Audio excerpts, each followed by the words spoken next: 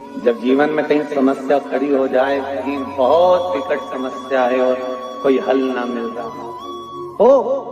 हो जाता है जीवन में कोई कोई घड़ी ऐसी आके खड़ी हो जाती है जहां पर हमको सोचने के लिए भी समय नहीं है। तब बहुत ध्यान से सुनना, ये प्रसंग आया नहीं पहले। आज अगर कुबेरेश्वर बाबा की पावन धरा पर यह प्रसंग निकला है तो उसको ध्यान से सुनिए। चतुर्थी का जो पूजन करती है वो किस चीज के लिए होता है? केवल संतान, पुत्र, परिवार, हमारा कुटुंब, हम जिस कुल में हैं, हमारा कुल वैभव की ओर बढ़े, संपदा की ओर बढ़े और उसकी आयु बढ़े। बहुत ध्यान दीजिएगा महाराज। चतुर्थी की पूजन में जो आप आखा दाना रखते हो, गेहूं वगैरह कुछ भी जो रखते हो, उसकी बड़ी महत्वता होती है महाराज। कि चतुर्थी का व्रत करने वाली माता जब व्रत करती है, चतुर्थी का पूजन करने वाली होती हैं, उनके भीतर का एक भाव होता है कि जैसे ही शाम का समय आए चंद्रदेव का पूजन करें, चंद्र जब प्रकट हो जाए, कलश भर लिया, उसके नीचे आखा दाना रख दिया, चावल गेहूं जो भी आप रखते हो पूजन के लिए, ऊपर पात्र आदि रख दिया, जलाशय, फिर अपन ने घी का दिया लगाकर पूजन भी कर ली। तो जो चतुर्थी का पूजन करने वाली होती है, जो चतुर्थी का नियम व्रत धारण करने वाली होती हैं, बड़ी बड़ी चतुर्थियां करती हैं या उसका नियम धारण करती हैं, तो यहां तक कहा गया है, चतुर्थी की कथा तो आप लोग पढ़ते होंगे, जो लोग पढ़ते हैं उनको मालूम होगा। चतुर्थी की कथा में लिखा है, चौथ माता के व्रत में वर्णन किया गया है कि वो आखा दाना जो रखा जाता है, मान लो कोई जरूरी काम होता है तभी आखा दाना को रखा जाता है, संभाल के रखते हैं कि हम इस काम के लिए जा रहे हैं और हमारा ये कार्य सफल होना चाहिए। तो जिसने चतुर्थी का व्रत करा है, जिसने चंद्रदेव का पूजन करा, चतुर्थी का व्रत करा, वो गणेश जी से विनती करके वहां से 2-4 आखा दाना उठा ले और जो व्यक्ति का काम अटक रहा है अपने ही घर का, पर दूसरे कुल को नहीं देना, अपने ही कुल के अंतर्गत जो काम अटक रहा है उसकी जेब में, उसके पल्लू में उस चीज को रख दिया जाए। तो चतुर्थी जो अगली आती है, जैसे आप महीने की करते हो तो महीने की, और आप जैसे करते हो कि 4 अलग बड़ी बड़ी चतुर्थी करते हो तो उसके अनुसार आपका कार्य सिद्ध होता ही है। उस आखे दाने का इतना महत्व होता है क्योंकि चतुर्थी का व्रत करने वाली माता जब व्रत करती है तो स्वयं चतुर्थी की कथा में लिखा हुआ है कि पार्वती जी गणेश जी से चतुर्थी की कथा बचवाती। चतुर्थी की कथा बाची किसने थी? स्वयं गणेश जी महाराज ने। और सुनी किसने थी? माता पार्वती। बाचने वाले गणेश जी थे, सुनने वाली माता पार्वती थी। तो चतुर्थी की कथा जब होती है तो उसको स्वयं गणेश जी बाच रहे हैं। तो व्रत कौन सुन रही है? माता पार्वती। और आपने जो आखा दाना लिया वो गणेश जी के भाव से लिया, गणेश जी से निवेदन करके, विनय करके, प्रार्थना कर उसको प्राप्त किया। 7 गांठ वाली दुर्वा 21 ले लो और चतुर्थी के दिन गणेश जी को समर्पित कर दो।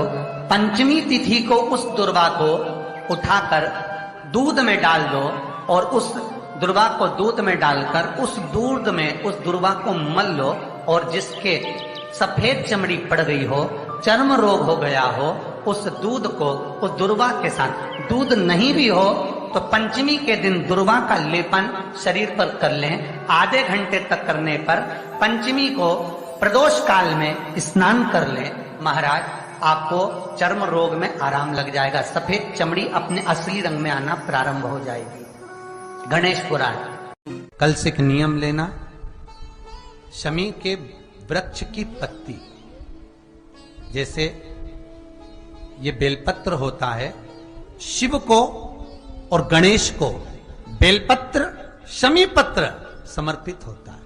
आपको कथा में वर्णन किया था, 33 कोटि देवताओं को भले बेलपत्र नहीं चढ़ेगा पर 33 कोटि देवताओं को शमी पत्र चढ़ता है। और उसमें एक गणेश जी महाराज और एक बाबा भोलेनाथ, इन दोनों को शमी समर्पित हो। कथा में पहले भी वर्णन किया, आज फिर आपको। ये शिवलिंग है, समझ लेना बहुत अच्छे से, जो आपको करना है रिद्धि सिद्धि पाने के लिए, संपदा को बढ़ाने के लिए। ये शिवलिंग है, ठीक है। ये गोल जलाधारी है, ये चरण से जल नीचे गिरता है। शंकर जी का पूरा परिवार शिवलिंग के आसपास में है। शंकर जी की 5 लड़कियां जो ऊपर से जल नीचे गिरा रही हैं, जया, विषहरा, शामरी बारी, दोतली और देव, ये शंकर जी की 5 लड़कियां जिनका नाम लेकर सोने से रात्रि में नींद अच्छी आती है। बहुत कष्ट हो महाराज, बहुत ज्यादा दुखी हो महाराज, कोई काम नहीं बन रहा, बहुत तकलीफ में हो, तो शमी पत्र, शमी की पत्ती, जहां गणेश जी का स्थान है वहां पर 5 शमी पत्र 5 समर्पित करें और शंकर जी के ऊपर 3 शमी पत्र समर्पित करें। बहुत ध्यान देना, 5 शमी पत्र जहां गणेश जी का स्थान है शिवलिंग में वहां समर्पित करें, 3 शमी पत्र शिवलिंग के ऊपर समर्पित करें। 1 शमी पत्र शंकर जी की चौखट पर लेफ्ट भाग में, जाते समय आपका उल्टा हाथ, जब मंदिर से निकलो तो उल्टे हाथ पर लेफ्ट भाग में शंकर जी की चौखट पर समर्पित करें 1 शमी पत्र। और महाराज घी का दिया जहां लेफ्ट भाग में आपने शमी पत्र रखा है, मंदिर में ना दिया लगाकर बाहर की ओर जहां शमी पत्र रखा है उसके ठीक साइड में एक घी का दिया लगा दीजिए।